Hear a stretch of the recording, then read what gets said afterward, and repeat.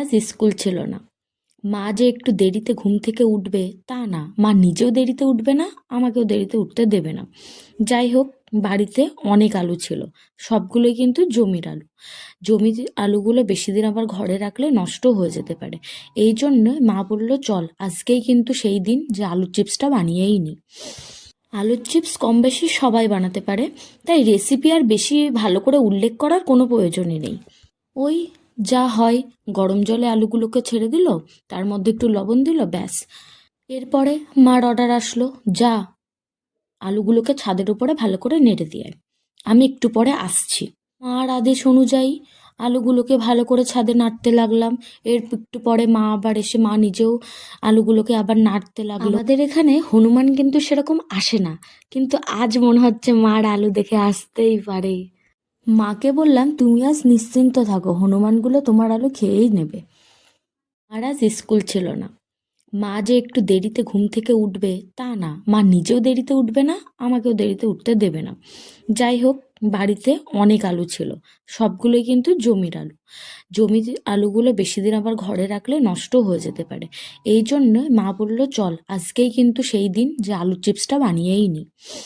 আলুর চিপস কম বেশি সবাই বানাতে পারে, তাই রেসিপি আর বেশি ভালো করে উল্লেখ করার কোনো প্রয়োজনই নেই। ওই যা হয়, গরম জলে আলুগুলোকে ছেড়ে দিল, তার মধ্যে একটু লবণ দিল, ব্যাস। এরপরে মার অর্ডার আসলো, যা আলুগুলোকে ছাদের উপরে ভালো করে নেড়ে দিয়ে আয়। আমি একটু পরে আসছি। মার আদেশ অনুযায়ী আলুগুলোকে ভালো করে ছাদে নাড়তে লাগলাম। এর একটু পরে মা নিজেও আলুগুলোকে আবার নাড়তে লাগলো। আমাদের এখানে হনুমান কিন্তু সেরকম আসে না, কিন্তু আজ মনে হচ্ছে মার আলু দেখে আসতেই পারে। মাকে বললাম, তুমি আজ নিশ্চিন্ত থাকো, হনুমানগুলো তোমার আলু খেয়েই নেবে। আর আজ স্কুল ছিল না। মা যে একটু দেরিতে ঘুম থেকে উঠবে তা না, মা নিজেও দেরিতে উঠবে না, আমাকেও দেরিতে উঠতে দেবে না। যাই হোক, বাড়িতে অনেক আলু ছিল, সবগুলোই কিন্তু জমির আলু। জমির আলুগুলো বেশি দিন আবার ঘরে রাখলে নষ্ট হয়ে যেতে পারে। এই জন্য মা বলল, চল আজকেই কিন্তু সেই দিন যে আলুর চিপসটা বানিয়েই নি। আলুর চিপস কম বেশি সবাই বানাতে পারে, তাই রেসিপি আর বেশি ভালো করে উল্লেখ করার কোনো প্রয়োজনই নেই। ওই যা হয়, গরম জলে আলুগুলোকে ছেড়ে দিল, তার মধ্যে একটু লবণ দিল, ব্যাস। এরপরে মার অর্ডার আসলো, যা আলুগুলোকে ছাদের উপরে ভালো করে নেড়ে দিয়ে আয়। আমি একটু পরে আসছি।